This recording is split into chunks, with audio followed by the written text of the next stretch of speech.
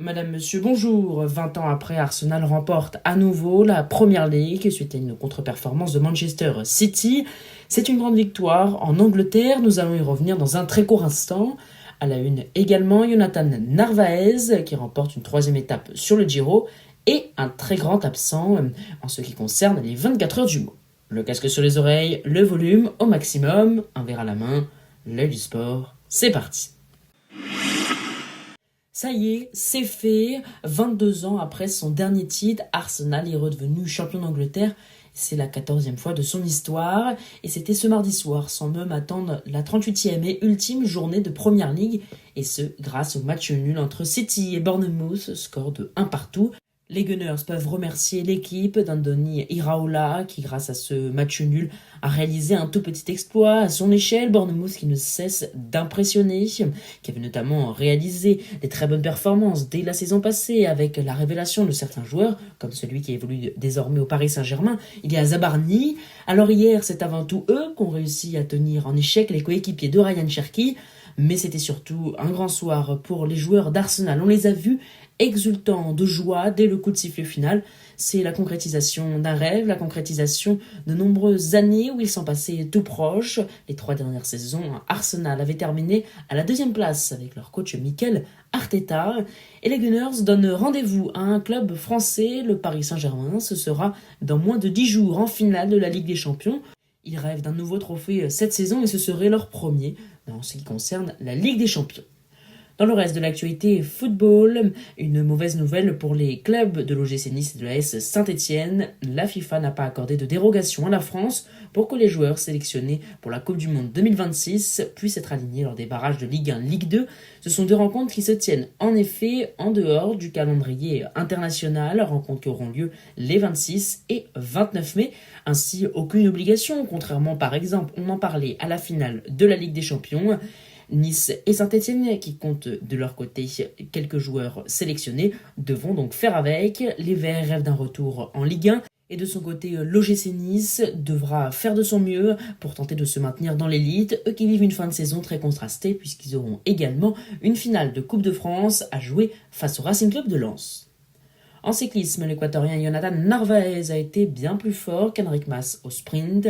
C'est sa 3e victoire depuis le départ sur le Giro, ce mercredi lors de la 11e étape qui est arrivée à Chavarri. Le classement général, lui, n'a pas connu de changement majeur au lendemain du contre-la-montre qui avait pourtant fait des dégâts. Avec la victoire de Filippo Ganna, Jonas Vingegaard s'est un petit peu loupé mais a quand même grappillé de précieuses secondes. Il est maintenant 2e à 27 secondes d'Alfonso Eulalio. Thymen Arensman est 3e à 1,57 du leader, Félix Gall, outsider de la course, et 4e, Ben O'Connor 5e, le premier français Mathis Rondel qui évolue chez Tudor est 12e. En France, Laurens Pitti, qui évolue chez Red Bull Bora-Hansgrohe, a remporté ce mercredi la première étape des 4 jours de Dunkerque, lui qui était sorti vainqueur du Tour de Catalogne il y a quelques jours. Le Néo-Zélandais a notamment battu Brian Cocard qui termine 2e et Lewis Aski dans le sprint final, un sprint en côte. En tennis, l'ATP 500 d'Hambourg avec Hugo Humbert qui s'est imposé en 3-7, 6-3, 3-6, 7-6 face au numéro 15 mondial Karen Khachanov ce mercredi. Il rejoint le péruvien Ignatius Buse en quart de finale. Il est désormais le seul français encore en lice. Du côté de Paris et plus précisément d'Auteuil, les qualifications pour Roland-Garros ont débuté. Et le Belge David Goffin, 247e mondial, a fait ses adieux ce mercredi après sa défaite au 2e tour des qualifications face au Britannique Toby Samuel, 7-5, 6-3, 6-3. C'est un grand joueur qui quitte la planète tennis. Information prolongation en rugby, le Stade Toulousain a annoncé ce mardi la prolongation de son 2e ligne Thibaut Flamand. L'international français prolonge sur 3 saisons supplémentaires et désormais lié au club jusqu'en 2029. Bonne nouvelle pour les supporters qui apprécient chaque week-end ses performances, souvent au rendez-vous. De son côté, le Racing 92 a officialisé la prolongation de son ailier. Cette fois-ci, il s'agit du Fidjien Wame Naitouli, à 30 ans, qui arrive en fin de contrat. Il est désormais lié pour sa part jusqu'en 2028, un contrat de 2 ans. En sport mécanique, nous avions évoqué dans la dernière édition la blessure de Johan Zarco suite à une lourde chute dimanche à Barcelone. C'est donc une blessure au genou gauche. Il ne pourra pas être opéré tout de suite dès légalement. Il doit d'abord observer une période de soins. Il devrait donc passer un long moment hors des pistes. Une autre absence, cette fois-ci pour les 24 heures du Mans, qui se profile avec Alex Ligne, auteur de la pole position l'an dernier avec Cadillac, qui ne disputera pas l'édition 2026. Il doit en effet subir une opération au cou. Il sera remplacé par Louis Delétraz. Le programme à présent qui vous est présenté par myfuturegift.com, un site internet où vous trouverez tout ce dont vous avez besoin et tout ce que vous n'imaginez pas encore. Rendez-vous sur myfuturegift.com. Merci à eux de nous soutenir.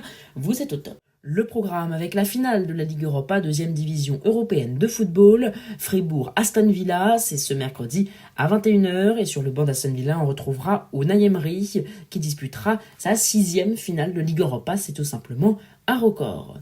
De son côté, Fribourg cherche à remporter le premier titre majeur de son histoire, mais le club est bien sûr l'outsider de cette finale de Ligue Europa qui se jouera à Istanbul. Aston Villa, en pleine forme, sera donc motivé pour aller chercher un trophée. Ils n'en ont pas eu, rappelons-le, cette saison pour le moment. Ces deux équipes ne se sont jamais affrontées. Fribourg n'a remporté qu'une seule victoire en 4 confrontations précédentes contre des clubs anglais. Villa a battu 2 équipes allemandes la saison dernière et sa dernière défaite contre un tel adversaire remonte à 2008-2009. Un autre match crucial, cette fois-ci en Allemagne, ce jeudi 21 mai à 20h30, le barrage d'accession relégation Wolfsburg contre Paderborn, qui ont tous deux remporté une victoire lors de la dernière journée de leur championnat respectif. Victoire précieuse et importante qui leur a permis de gagner le droit de disputer ces barrages et de n'être ni relégués directement ni maintenus en deuxième division. La rencontre est donc à suivre à 20h30 ce jeudi. Et puis en France, la finale de la Coupe de France, Racing Club de Lens OGC Nice sera au Stade de France. Le RC Lens n'a jamais soulevé cette coupe, mais cette finale face à une équipe de Nice en plein désarroi et qui disputera quelques jours après seulement des barrages lui offre donc une opportunité immense de couronner une saison fabuleuse par un trophée, une saison qui les aura vus terminer deuxième au classement de Ligue 1, mais surtout avec dans leur rang parmi les meilleurs joueurs du championnat de France. En tennis, la suite de l'ATP d'Hambourg ce jeudi, Buse défiera Hugo Humbert le français à midi. À la même heure, Paul défiera Altmaier. Sur le Giro, la 12e étape, au scénario bien indécis entre Imperia et Novi Ligure. Elle sera longue de 175 km.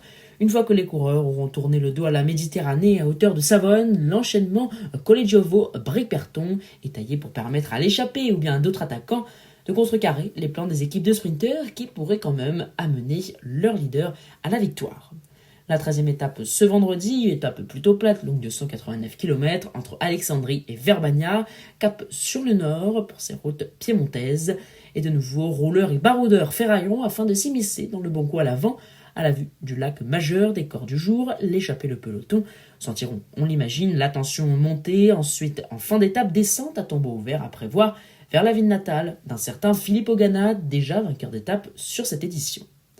Voilà, vous savez maintenant tout ou presque. Un grand merci d'avoir suivi cette nouvelle édition de l'Œil du Sport. Rendez-vous vendredi pour un nouveau débrief complet de l'actualité sportive.